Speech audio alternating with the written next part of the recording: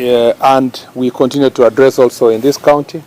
Again, I appreciate the political leaders who in the past, pursuant to the request of the security team, have been willing to de-escalate these issues. I thank the religious leaders who have held meetings also with the security team here and have prayed for peaceful county and region, and have been also carrying out sensitization during their religious ceremonies to make sure that this issue is de-escalated. I want to request the young people not to be available to be misused for criminal activities, and we shall be continuing engaging leaders. Those who will be involved in criminal activities shall be arrested and charged in a court of law, and it's in our desire that some of these goons do not escalate to the point where they are a threat to national security, and we must be able to dismantle those who are engaged in those activities. The fourth issue that I wanted to address is the question of gender-based violence and defilement. Defilement is very, very, very prevalent in this region. Western region of where we were as up to last week also has a high prevalence of defilement. Here also has a very high prevalence of defilement. And as I said before, these criminal activities are also encouraged by societal challenges, especially cultural activities. People who are not, and also people are not willing to voice out these issues. Sadly, these are crimes that go unreported in most cases. Family members are not willing to cooperate because it's family members who are perpetuating this act. So there is incest and defilement at the same time. And it's only that we get these statistics through non-governmental organizations and hospitals when these children are being treated. I encourage the public. I will be speaking to the chiefs today to be more proactive through barazas and to take steps to make sure that they report all cases of defilement in their locations and push for a friendly environment for witnesses to be able to come forward to make sure that these acts are dealt with. Our children are suffering in silence, and they're suffering because adults are acquiescent in these very terrible acts. I just want also to say, coupled with that is gender-based violence, particularly FGM. FGM is very, very prevalent in the most parts of this county, especially the Kuria side. And I want to say that there is almost societal acceptance and fear among Ngao officials, political leaders. Nobody wants to face this problem head-on. And I want to say that, again, I have instructed our security teams to take the necessary legal measures to enforce the law, because that is their responsibility. And again, I will be speaking to the chiefs to make sure that this issue is dealt with. Once you become a public official, a police officer, chief, I have told them that they must not be held hostage to acts of stereotypes, where you come to this county, you've come to serve as a police officer, and you are told it's normal to have FGM. There is nothing normal to have anything that is against the law. We are violating our children, and then it leads to early marriages, leads to sexually transmitted diseases, prevalence of HIV and AIDS. So we must be able to deal with this issue and deal with it decisively, because it is our duty to protect the citizens. As I said earlier about mining, illegal mining activities are being combated. We have a multi-agency team. We also have a department that was established within the office of within the Ministry of Mining that is dealing with these illegal activities, and it is supported by the county security team. We want to enhance the operations in this sector to make sure that government is not losing revenue. I must say that this is a summary of some of the issues that we are following up in this county. Most of the other issues are going to be properly deliberated on during the Jukwaa meeting that is going to start in a short while, and I look forward to re-energized, revamped public officials after this that are going to combat these challenges strongly. Look forward also to us having greater support to our teams here, public officials that are now known locally here to be complacent, particularly police officers who have overstayed in some areas and they are known to perpetrate violence or perpetrate acts of criminality are going to be dealt with according to the law. We want all the officers here to serve the people of Kenya in a manner that promotes our constitutional values. Asanteni sana. Okay, we have a question, Mheshimiwa, before you go. This issue that happened. Too fast. Yeah. This issue that happened in Nairobi. What I will do, we will have about 3 questions, and if you get the chance, you wait. I give you the chance. Yeah. And thereafter introduce yourself and the media house, and then we proceed from there. Now start with. Okay, I'm Bernard Ojunga for NTV. Okay. I have a question that goes. There's this issue that is currently being discussed across the country, the murder of a prominent lawyer in Nairobi, and it is something that is current. People are talking about it and raising concern of the safety of prominent people in the country. Recently, there was that case of Wongondowere, and the same thing happened to Mbombu. And when you were in Western last week, you did mention that most of these gangs that are currently being grouped together, they are being used by politicians. You, as a security team, what are you doing at least to ensure that this thing is curbed? Because according to security analysts, they are saying that in case something is not done, they are going to destabilize the country. Another thing, just to add on that, is the issue. Now. That's a third question. No, the combination of that. The you have already concluded that and the county enforcement officers, they are using pingu, and many people are complaining that they use that to pose as security officers, as police, and also sometimes they do arrest. So the question is, what are you doing to tackle this? Are you going to enable them use the... Because most of the time people are saying that they use those handcuffs to arrest. The handcuffs? The county response officers, county askaris. Oh, okay. Kanjo. Okay. They arrest people, and sometimes they walk around. Thank you. Okay. First of all, those are 3 questions. Yes. I am assuming there are 3 questions. You only had a chance to ask 1, but I'll be, first of all, on the question of the murder of Dr. Michael Chalo Mbobu. This is a very sad thing that has happened in our country. It is akin to what happened also to Honorable Ngondowere.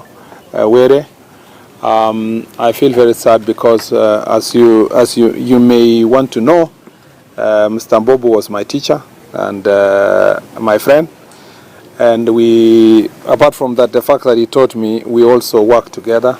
So it's a very sad thing to see him being killed in such a very heinous manner. It's a terrible thing that happened in our country, that someone assassinated or killed a very prominent, hard-working citizen of this republic who was going about his business peacefully. We do not know the motive yet. So I start by saying my condolences to the family of Dr. Chalo Mbobu. He was a wonderful man. He was, I can say, one of my best teachers. Anybody who studied evidence at the University of Nairobi School of Law remembers his diligence, commitment, hard work, and clarity of mind. Very eloquent, very knowledgeable, and has left a big legacy in our country, particularly in the legal profession. His book on evidence and his research and works on the field of law shall always be remembered in this country for many, many years. I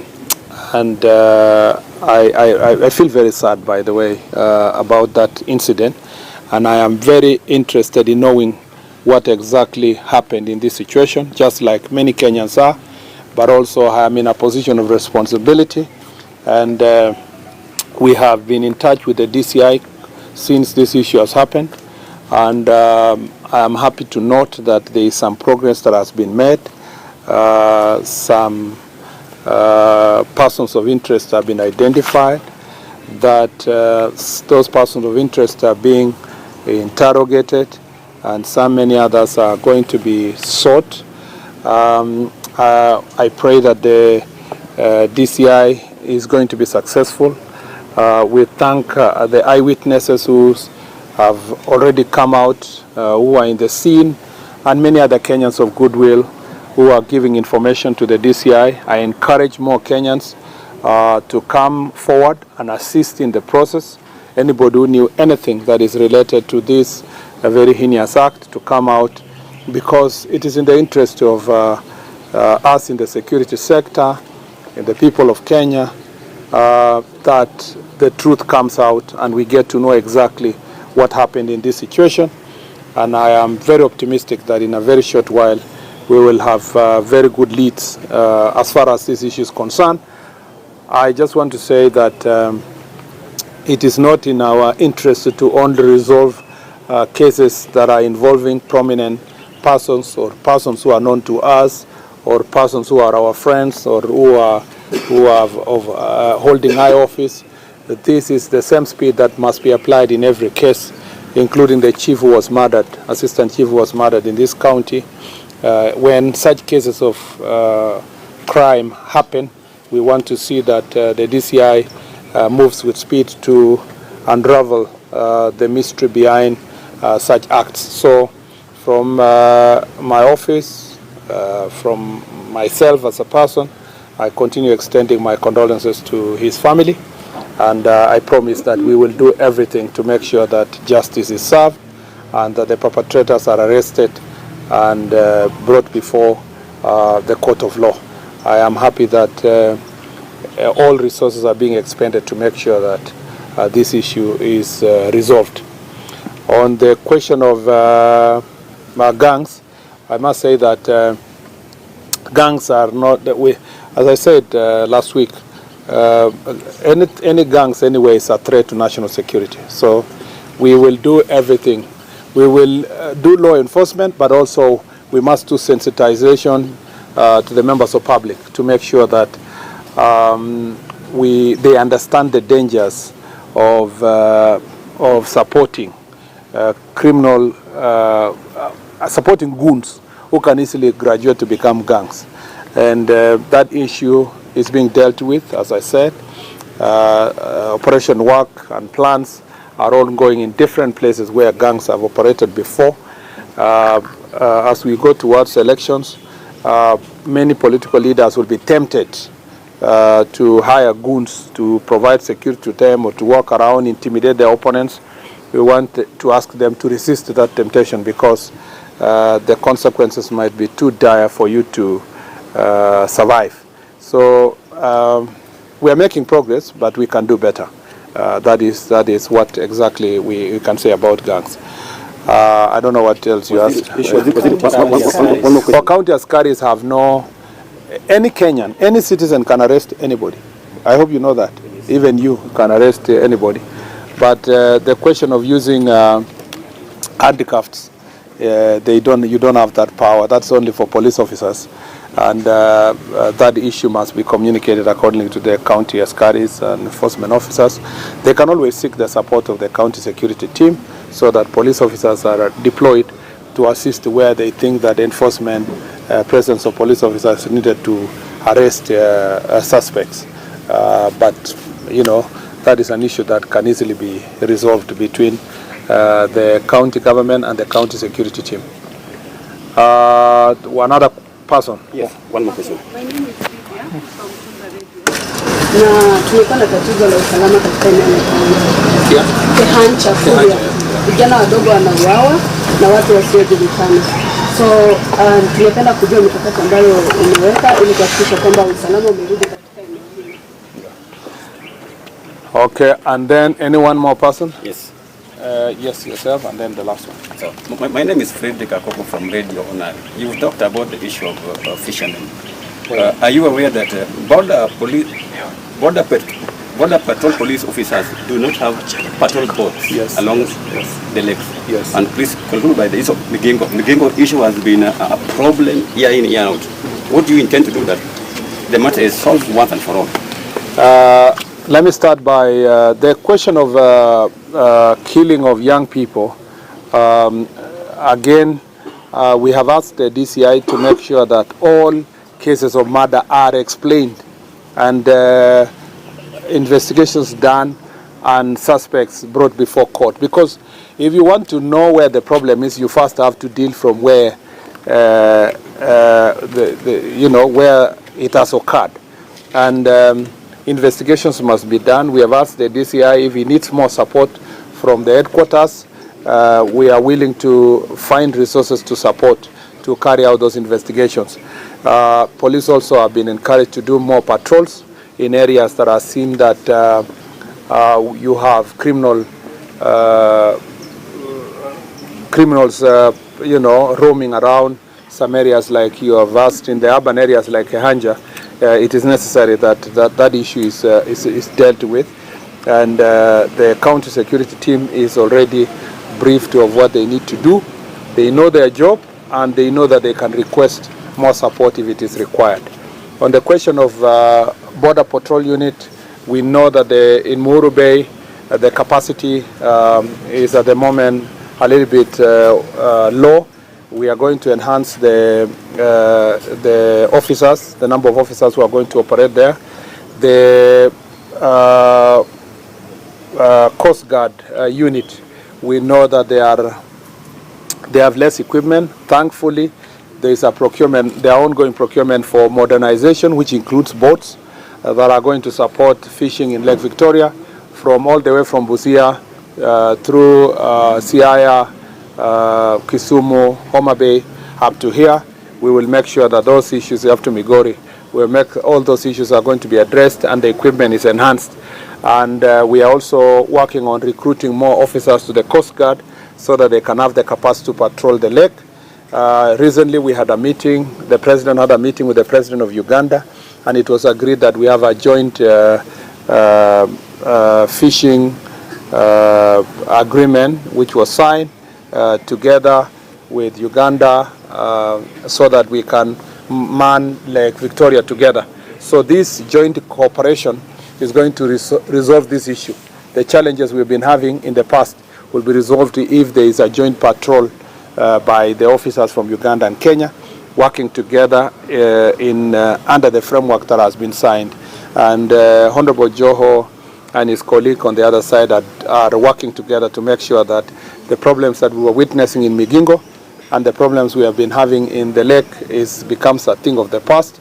We are also engaging the government of Tanzania to make sure that the harassment of our fishermen is also dealt with in our border within the lake. Last question. My name is Givasun, and my question is, we're now into 3 years of the Kenya Kwanza administration. Maybe in terms of security, specifically the interior and the National Police Service, and even all the security agencies, how do you assess the performance of the government 3 years and now, starting from banditry to terrorism to gangs and to booze and shootings like those ones we're seeing in Nairobi? How do you assess in your own, as our waziri in that ministry, how have you performed so far? I think 3 years down the line, there are a number of things we celebrate in the Ministry of Interior that this administration has been able to achieve.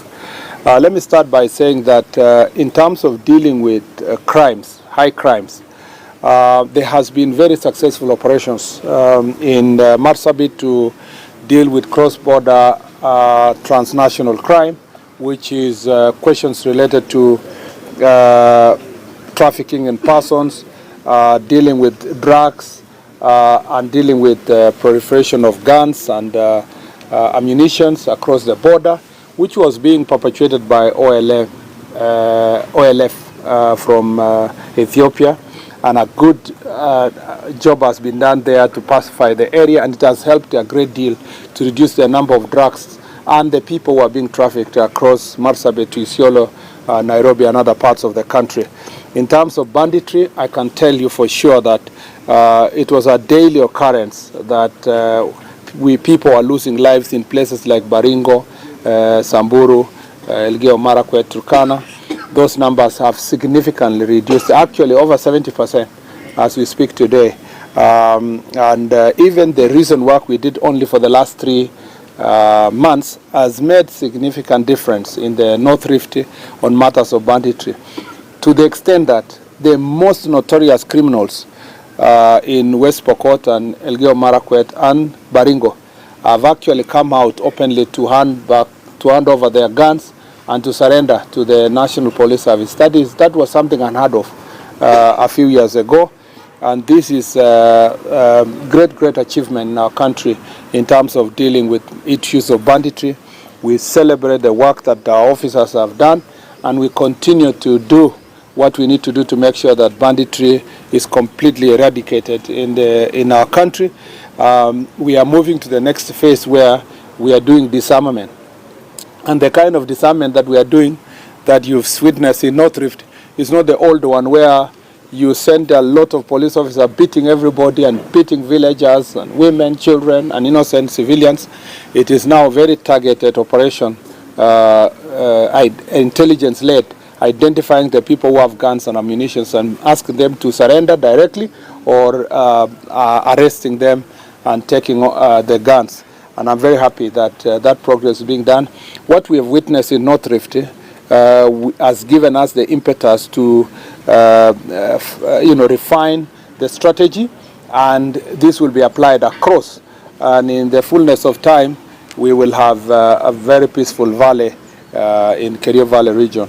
On the issues of banditry, terrorism, a lot of work has been done, continues to be done. Kenya continues to witness a lot of threats of terrorism across the border. Our greatest enemy is Al-Shabaab, but a lot of work is being done. There is a better working relationship with the multi-agency team. We continued from where we found last administration, President Uhuru's administration. President Uhuru's administration has continued to invest even better in better equipment, better surveillance equipment, better protection gear for police officers, and I am confident that the success we have achieved in this sector is going to make a big difference in our country. This administration has also confronted head-on the problem of gangs. First of all, by acknowledging that in some areas it is posing a threat, continuing the operation to dismantle. Panga Boys is now, the question of Panga Boys has now been put into control. The issue of other gangs that were operating in Machakos, in Western and other places, a lot of work has been done to deal with them. Nakuru was under big threat insofar as gangs are concerned. A lot of work has also been done. I'm very happy that we are making progress, but I must admit that this is an area that still more work should be done to dismantle all these gangs and to make sure that our country remains safe. The other success is investing in our human resource. There has been greater improvement on welfare of our police officers by adding their salary. The president established a task force that recommended improvement of payment or salary to our officers, prisons and the police, and that has been effected and continues to be effected. It will be completed in next year. The last phase will be completed in the next financial year. Again, there is an ongoing plan to recruit, and I'm sure the date will be known very soon, for recruitment of police officers, 10,000 of them. This is going to increase the work force, and it's going to help us to make sure that we cover as many areas as possible. There is also ongoing procurement on leasing of more motor vehicles that is going to sort out most of these issues. This Jukwaa Usalama engagement has been extremely important because it's a bottom-up, and this is one of the initiatives that has helped a great deal those of us who work from Nairobi to come and work at the county level and address issues that are being faced by the officers here, and that has led to a greater resolve to fight various kind of crimes, issues like drugs and alcohol, proliferation of alcohol, ethanol, adulterated alcohol. A lot of work has been done from 2022, and there is a greater improvement in our country. If you go to many parts of this nation, you will see the difference that it has made in terms of security operations. So I'm very happy that these are some of the few issues I would share. We can do that comprehensively to make sure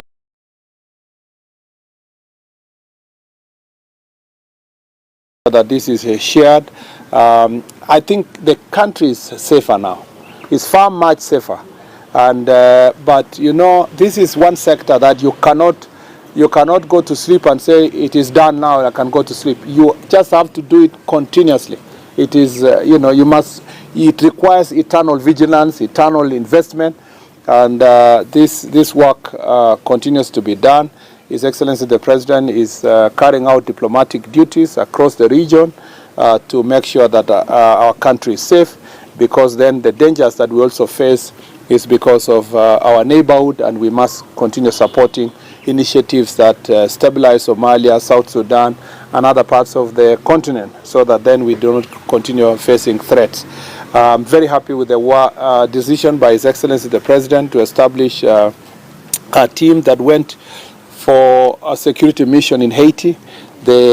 When this team was going, many critics in our country and the continent, and even beyond, were saying that many police officers will come back in body bags, having been, you know, dealt with by the gangs in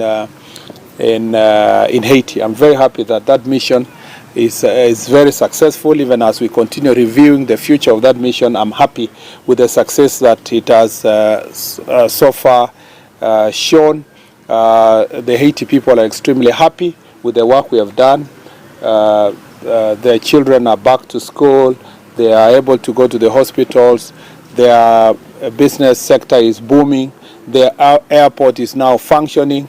And so a lot of things that have been done by our officers in Kenya, 700 of them, it has been wonderful, and we appreciate the leadership and the team that is in Haiti, and this is one of the successes of this administration. They will come back once the time for coming back is due. They will come back with invaluable experience on how to deal with security challenges, and we can't wait to see our officers coming back here and the experience that and the impetus they are going to put into the police sector. They will make a big difference. The experience they got from this mission is going to provide even greater value to our national security, and I'm very happy that His Excellency the President heeded to that call and sent our team to Haiti to do the work that they have done. I must say that this has been great success, and we must celebrate as a country that we are back to the world map in terms of diplomacy on security issues and peace missions, and we celebrate all the work that they have done. Asanteni sana, and look forward to your discussion. Thank you. Asante sana. So, this way. Thank you very much.